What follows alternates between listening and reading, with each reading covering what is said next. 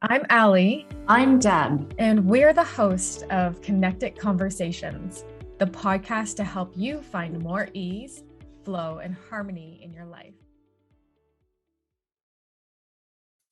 Hello, welcome back. This is our four-part series with Connected Conversations on setting your New Year's goals, resolutions, intentions, reflections, whatever floats your boat. So, part two is going to be all about intentions, getting focused, getting clear, and how do we do it? I know Deb and I, there's so many similarities, and sometimes we just operate very differently based on what has worked or our experiences from different coaching modalities and classes that we've both taken. So when I think of intention, I think of 100% focused on the outcome that I want to get. And that is a huge mindset shift that it's 100%. Because when I look at what I have had intentions for, if I'm 100% clear, I know that the mechanisms will appear. I knew last year at some point I was 100% going to have a podcast. I would have never thought that it would be with Deborah, that we would have called it Connected Conversations, or that we would have attracted each other the way that we did. And that is the magic of setting an intention and letting go of what we think is going to happen.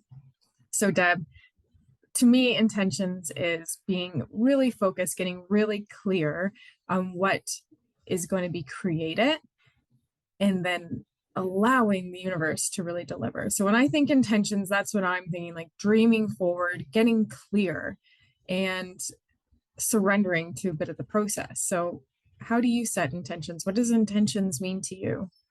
Yeah, I like the word that you use, like clarity, being super clear on what you want. Because if you aren't clear, the universe doesn't know what to deliver. It's like ordering a pizza. So if you don't just say, I want a pizza, you're crystal clear on, I want pepperoni, hot peppers, onions, mushrooms, all that, because you know that the pizza delivery company is going to bring you exactly what you want. So if you are not clear on what you want to bring into your life, then the universe doesn't know what to deliver. So I really like to start the year going through all like facets of my life, my health and wellness, what the big goals that I want for my business, my friendships, relationships. I also, if you look back to some of the goal setting and intentions that I do every day on what I want to bring into my life, I had a podcast on there too. And I didn't know what it would look like. I knew I didn't actually probably want to do a podcast on my own. I kind of like the idea of having a co-host and having connected conversations. So yes, it's funny how Ali and I met. I didn't know Ali like a year ago. So it's crazy how the universe will deliver what you are looking for. So being crystal clear, putting your order into the universe on all facets of your life is super important, because otherwise you're just kind of floating by. And I was listening to a podcast yesterday, and it was like, are you settling for normal? Because if you aren't crystal clear on where you want to go and how you want to show up, there's a lot of different roads. All roads will take you there. So it's choosing the path and being crystal clear. I love the word clarity, be crystal clear. Mm-hmm. And sometimes I find like I don't know what I want. Like if we look at this podcast example, right? We're saying clear, like we knew that we wanted a podcast, both of us. And I think that there is a little bit of magic of letting go of specifically what that looks like to the T. Like that's part of, I think, the controlling part of life, that we want to manipulate every single thing. However, there is like planting those intentions, planting those seeds. And I often think of the analogy of like if you were building a house and you're planting a garden, would it be a vegetable garden? Would you have flowers in your garden? Would there be succulents? And what kind of plants would you place in different areas? And in your home, would you paint your home? So if you're looking at different areas of a home that you would build, there is health, there's relationships, there's the wealth that's involved. So it's allowing yourself, like you say, in different areas, planting those intentions throughout the year. And last week was all about reflections. and taking that reset moment. So if you haven't checked out that episode, definitely go back and listen to it. Cause I think after I've done this reflection, it's like, oh my goodness, this whole year, like look at how many intentions I set. And when I really look back, wow, I've accomplished a lot in a year because I was really clear. So it's also remembering what I've done and then moving the needle that much further to set new intentions. And some of them maybe I missed the mark or it's just not ready. The law of gestation is just not ready yet. I'm patiently waiting. So the more I am clear on what I want or the vision of my health, the vision of the clients I want to attract, how I want to move this podcast forward. And then we manifest together and we set intentions. For myself, I really enjoy journaling and visualization. So I get into like a mental visualization state. It's not like a guided state. It's like me envisioning what that picture looks like, almost like a movie screen. And then also I'll write things down. So if it's like my physical body, what does that look like? And I write it as if it's already done. So it's December 31st, 2023. Here's my intention. This is what I want to experience in life and get really focused. So that's a little bit of what I've been doing the last couple days specifically. And I also love pulling tarot and oracle cards to set guided tone of intentions. That's probably more whimsical or weird. However, it's fun and I feel like the cards never lie. I don't think they do. I think you're always getting the right message for you. So I'm the same. I like pulling tarot cards too. I love the idea of vision boards because we think in pictures. Like if I said to you, you know, what does your fridge look like? You immediately go to your fridge and you can picture whether it opens in the middle, right, left, freezers up or down. You think and we think in pictures. So that's why vision boards are so great, especially just to yeah, put that visual to kind of whatever your intentions are. So like you said, you have a picture of what you want your body to look like, or, you know, that words that really go around your intention for the year. Mine is really, um, you know, being truthful with myself and where I want to go and honest in all my transactions. And so putting some words there on your vision board are also super helpful. You know, for relationships, or like, what do you want to bring in, or what's your impact? I know a couple years ago, my impact, I wanted to be like worldwide, so I had pictures of like the world and hands out. So vision boards are a great way just to also just keep that reminder of what you're working towards, so you don't get lost in the day to day and keeping that vision alive. I love Do, that do because you do vision board? Do you do I vision boarding? have, I haven't this year.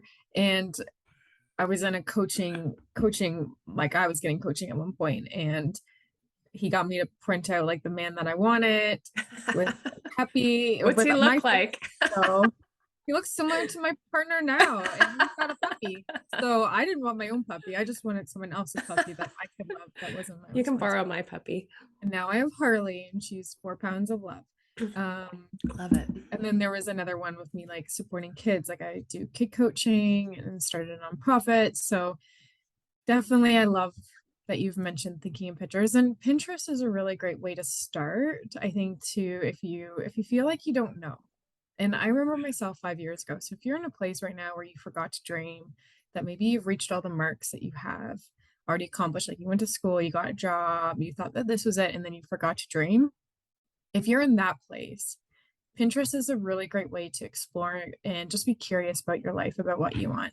I find curiosity if it's like, I've always wanted to travel. Well, where specifically do you want to travel to? What do you Mhm. want to experience? And then start going into that way. Because if you're anything like me 5 years ago and you just forgot simply to dream beyond what was already done, you might have a little bit of like the black vortex of I don't know. And you do know, it's just allowing yourself to get into that center stage of your own life again and dream. So I think Pinterest is really great to start printing out pictures and do it with girlfriends. Like manifest with girlfriends and have fun and get a bunch of magazines and print it out and put it somewhere that you see it. Like I feel like I have things on my walls that are positive, that are like my own contract or different pictures. Like, see it. I guess you could hide it under your bed. Like, would you treat your dreams that way?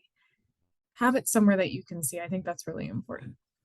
Canva's also, excuse me, Canva's also a great resource Mm, for vision boards. They have templates there, like the different areas of your life that you can just throw pictures into. So that's another great resource if people are really struggling to come up with what categories am I looking at, and in pictures, how do I put that into a picture? So also another great resource. hmm.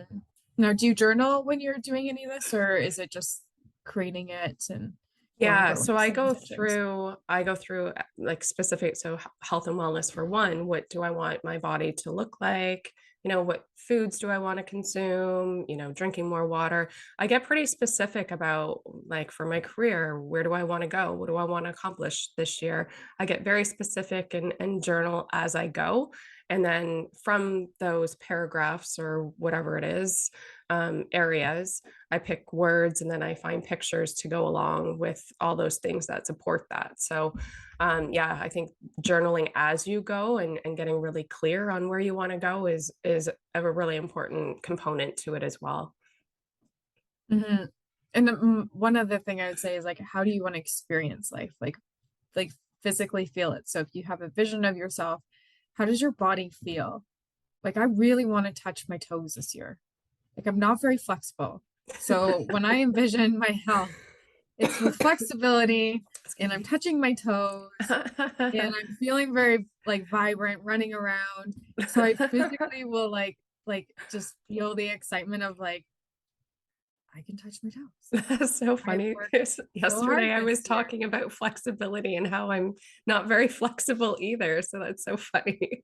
No, and it's been something that I've like, I don't want to say struggled with. Like, I love yoga and I really deterred from even starting yoga until recently because I'm not very flexible.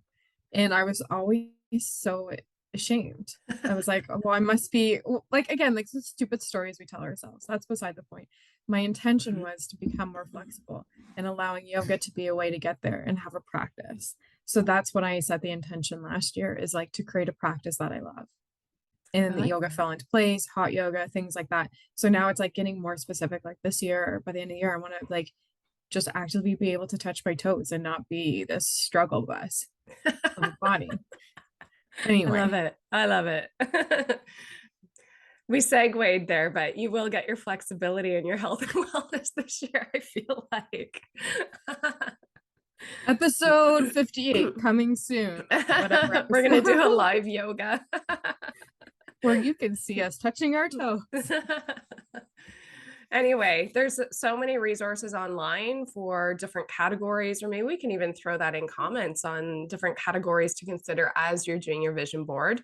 Um, the online, trying to find pictures, it's all out there. There's so many resources online. So you need not struggle with your vision board. And there's so many digital vision boards that you can also do if you want to have it like as a screensaver, also a really great way. So I hope that you have found some vision in this episode, and we will be back next Thursday with another episode of Connected Conversations. And don't forget to find us live Monday mornings to kickstart your week. Thanks for listening. If you enjoyed the show, please share with your friends and rate and recommend on iTunes or Spotify or wherever you get your podcasts. There will be links to more great resources in the description.